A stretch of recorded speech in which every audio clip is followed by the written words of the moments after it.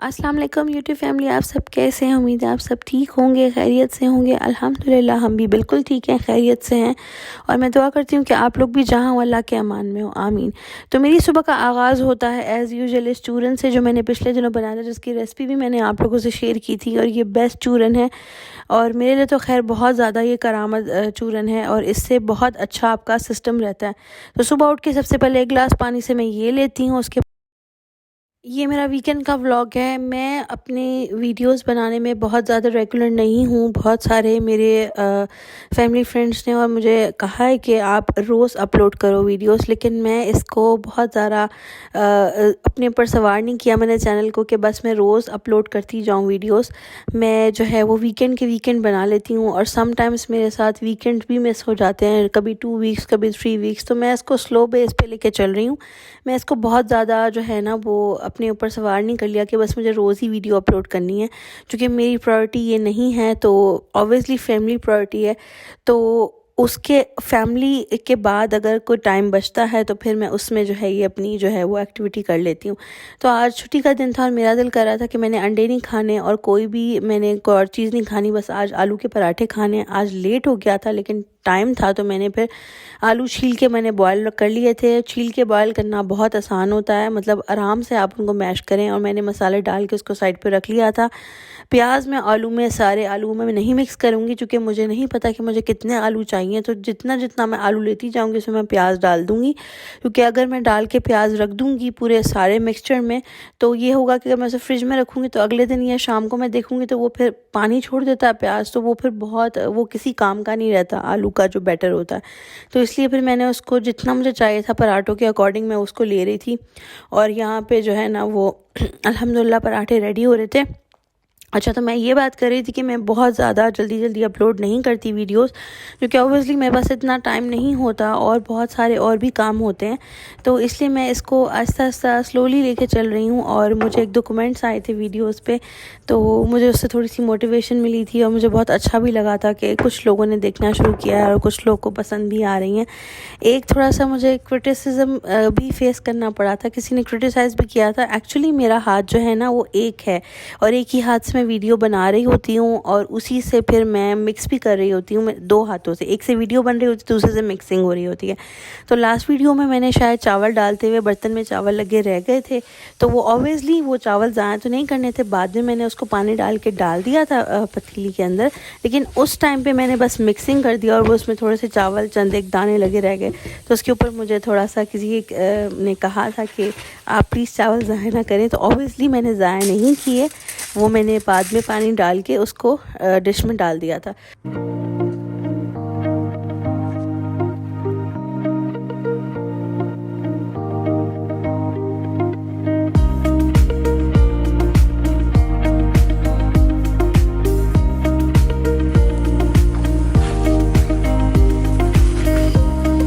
अल्हम्दुलिल्लाह मेरे पराठे रेडी होते जा रहे थे और मैं इनको सर्व करती जा रही थी और हमने माशाल्लाह एंजॉय करके खाया इसको।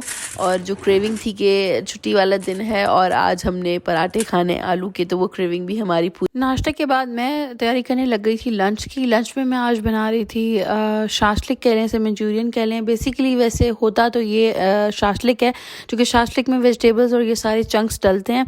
मंचूरियन में सिर्फ चिकन होता है और ग्रेवी होती है और चाइनीज़ राइस होते हैं। ये सारी प्रिपरेशन बहुत ज़रूरी होती है, मैंने कर ली थी। और चाइनीज़ अच्छा तो बहुत लगता है, लेकिन ये चीज़ें टाइम टेकिंग बहुत हैं और इनमें बहुत सारे स्टेप्स हैं, तो उसमें इंसान बहुत थक जाता है, कटिंग करने में ही बहुत थक जाता है।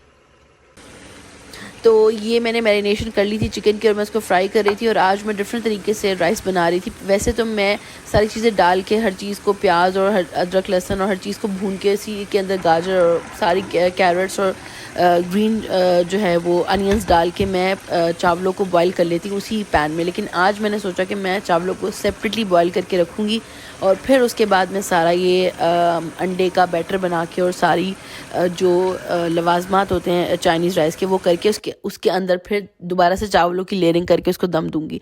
तो नॉट अ बैड आइडिया, वो भी बहुत अच्छा था। तो ये मैंने 2 से 3 अंडे ले लिए थे और 2 थे आई गेस। 2 अंडों को फेंट के मैंने उसमें सिर्फ काली मिर्च और नमक डाल के उसको मैंने जिस पतीली में मैंने चावल दम देने थे उसी के अंदर मैंने इसको थोड़ा सा सौते कर लिया।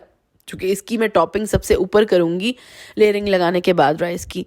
तो इसको मैं फ्राई करके रख लिया था साइड पे, और साथ ही साथ मेरा चिकन भी फ्राई हो रहा था। ये मैं दूसरा बैच फ्राई कर रही थी, और ये मेरा ऑलमोस्ट अंडा भी हो गया था। और मैंने जिस पैन में अंडा किया था उसी पैन में मैंने 2 टेबलस्पून ऑयल डाल के, अनियंस डाल के उसको थोड़ा सा भून लिया। इसमें अदरक लहसुन डालूंगी, गाजर डालूंगी, थोड़े से मसाले डालूंगी, और जो मैंने राइस थोड़े से 60% बॉयल करके रख लिए थे साइड पे, वो इसके अंदर शामिल करके फिर दम दूंगी। चिकन मेरी बिल्कुल सारे बैचेस उतर गए थे और बड़ी अच्छी सी इसका कलर भी आ गया था। अब मैं इसमें कैरेट्स डाल के उसको थोड़ा सा मज़ीद मिक्स करूँगी, और उसको इसमें 60% गले हुए मैं राइस को डाल के उसको दम दे दूँगी। और उससे उस दम देने के बाद फिर मैं जो है ग्रेवी की तैयारी करूँगी। और ये ग्रेवी के लिए मैं कैरेट्स बॉयल कर रही थी। चूँकि कैरेट्स थोड़ी सी हार्ड होती हैं तो वो गली भी नहीं होती पूरी जब आप शाशलिक में शामिल करते हो, इस वजह से फ्राइंग में पूरी नहीं गलती वो। तो इसलिए मैंने उसको थोड़ा सा 3 से 4 मिनट या 5 मिनट तक बॉयल किया था। उसके बाद जब वो वेजिटेबल्स के साथ, बाकी वेजिटेबल्स के साथ फ्राई होंगी तो वो फिर जब आप उसमें ग्रेवी में खाओगे तो वो फुल गली हुई होती हैं। ये मैंने जिस पैन में अपनी ग्रेवी बनानी थी उस पैन में मैंने ऑयल डाल के उसको सारी वेजिटेबल्स को मैं फ्राई कर रही थी। वेजिटेबल्स को मैं फुल कुक नहीं करूँगी, थोड़ा क्रंची रहने दूँगी। 40 to 60 सेकेंड्स में इसको फ्राई करूँगी, जिसमें इसको उतार लूँगी।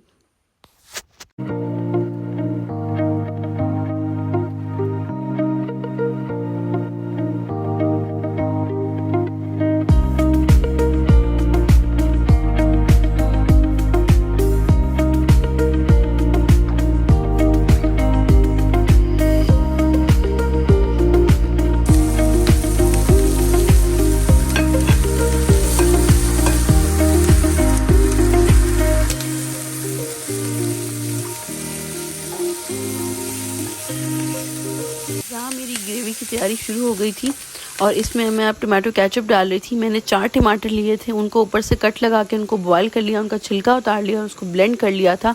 और अब मैं उसकी पेस्ट, जो टमाटर की पेस्ट ब्लेंड करके मैंने उसमें ऑयल के अंदर थोड़ा सा ग्रेवी के साथ भून रही थी, उस ग्रेवी को भून रही थी ऑयल के साथ। और उसके बाद मैंने उसमें केचप शामिल कर दी और थोड़ा नमक शामिल कर दिया, काली मिर्च, जो भी आपके मसाले होते हैं, ब्लैक सिरका, वाइट सिरका, और सारा ये चिकन डाल के मैं इसको थोड़ा सा मिक्स करूँगी। और ये मेरी ऑलमोस्ट डिश रेडी थी। चिकन डालने के बाद चूँकि हाई फ्लेम होता है तो ये जो आपका ये जो सॉस है और जो चिकन है ये चिपकना शुरू हो जाता है। तो आप चाइनीज़ की आंच को कम नहीं कर सकते, हल्का नहीं कर सकते। तो आप ये करें कि इसमें आप साइड पे पानी रख लें, एक प्याली में या एक कप में। और मैंने इसी तरह किया था, एक प्याली में मैंने पानी डाल के रख लिया था, और मैं आहिस्ता आहिस्ता ग्रेजुअली मैंने वो पानी जो है ना वो डाल दिया था इसके अंदर, और डालती जा रही थी। और मैंने एंड तक, जब तक मैं भून रही थी इसको, मैं डाल रही थी, क्योंकि मुझे थोड़ी इसकी कंसिस्टेंसी थिक रखनी थी, बहुत पतला मुझे नहीं रखना था, लेकिन उसके साथ मुझे ग्रेवी भी चाहिए थी। इसकी वजह से मुझे इसमें पानी डालना था, अदरवाइज़ वो है ना आपकी सॉस बर्न हो जाएगी और फिर आपका खाने में जो है ना वो मज़ा नहीं आएगा। तो आपको इसमें पानी ज़रूर डालना है। ये मेरे चावल अल्हम्दुलिल्लाह बड़े अच्छे माशाल्लाह रेडी हो गए थे, और ये भी बहुत मेरा अच्छा जो है वो एक्सपीरियंस गया था चावलों को हाफ़ बॉयल करके और फिर बाद में चावलों को दम देने का। तो मे बी नेक्स्ट टाइम इसी तरीके से बनाऊँ। दूसरे तरीके से भी बनते हैं बहुत अच्छे, इस तरीके से भी बहुत अच्छे बनते हैं, लेकिन इसमें स्टेप ज़्यादा होता है कि आपको चावल पहले से बॉयल करने पड़ते हैं। उसमें यह है कि आप मसाला बनाओ और सारा कुछ करो और फिर चावल ऊपर से डाल के दम दे दो। तो जी मैंने थोड़ा सा 2 से 3 मिनट के लिए इसको सिमर कर लिया था, और बाकी मैं सारी वेजिटेबल्स इसमें डाल दूँगी। और कैरेट का कलर देखिए कितना फ्रेश है, कलर उसका बिल्कुल ख़राब नहीं हुआ, वेजिटेबल्स का कलर भी बिल्कुल ख़राब नहीं हुआ। ये खूबसूरती होती है चाइनीज़ की, जो हम रेस्टोरेंट्स में जाके चीज़ मिस करते हैं कि हम अपनी वेजिटेबल्स को इतना ओवर कुक कर लेते हैं कि उसका कलर भी ख़राब हो जाता है। और रेस्टोरेंट में हमें सारी फ्रेश कलर के साथ वेजिटेबल्स मिलती हैं, तो वो हमें टेम्पटिंग भी लग रही होती है डिश, और हमें अच्छी भी लग रही होती है आँखों को। तो घर में भी ऐसी अगर हम थोड़ी मेहनत करके बनाएंगे तो वो बिल्कुल रेस्टोरेंट जैसी फ़ील आती है। तो आपको बाहर जाने की ज़रूरत नहीं पड़ती। यहाँ पे तो यूरोप में हमारे पास ऑप्शंस बहुत ही कम है, लिमिटेड ऑप्शंस हैं, और हर चीज़ पे तो हलाल का हमें देखना पड़ता है कि कौन सी चीज़ हलाल है, कौन सी चीज़ नहीं है। तो इसलिए फिर हर चीज़ की आदत घर में ही हो गई है बनाने की। अब बाहर का अच्छा भी नहीं लगता और दिल भी नहीं करता, इसलिए हर चीज़ अल्हम्दुलिल्लाह मैं घर में बना लेती हूँ, और बाहर से बहुत अच्छी लाख गुना दर्जी अच्छी बन जाती है। और जो है वो मज़ा भी आता है। तो खाना शाना करने के बाद, किचन समेटने के बाद मैं आ गई थी कपड़े प्रेस करने, चूँकि बच्चों के यहाँ पे कलर यूनिफॉर्म होता है, यूनिफॉर्म नहीं होता, कलर कपड़े होते हैं, तो इसलिए फिर आपको पूरे वीक का डिसाइड करके रखना पड़ता है। और कपड़े फोल्ड करते हुए या प्रेस करते हुए मैं ड्रामा लगा लेती हूँ और फिर मेरा टाइम बहुत अच्छा पास हो जाता है और आराम से जो है ना वो आपके घंटा डेढ़ आपको इन चीज़ों में चाहिए होता है। तो वो आप जब ड्रामा लगा लेते हैं तो आपका बहुत अच्छा टाइम स्पेंड हो जाता है, आपको वक्त का पता भी नहीं चलता।